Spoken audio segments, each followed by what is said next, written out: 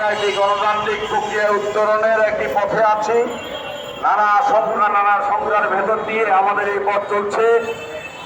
আজকে রামগতিতে যে ঘটনা ঘটেছে আপনারা ইতিমধ্যে শুনেছেন, সেই ঘটনার প্রতিবাদ করবার জন্য আমরা এখানে দাঁড়িয়েছি।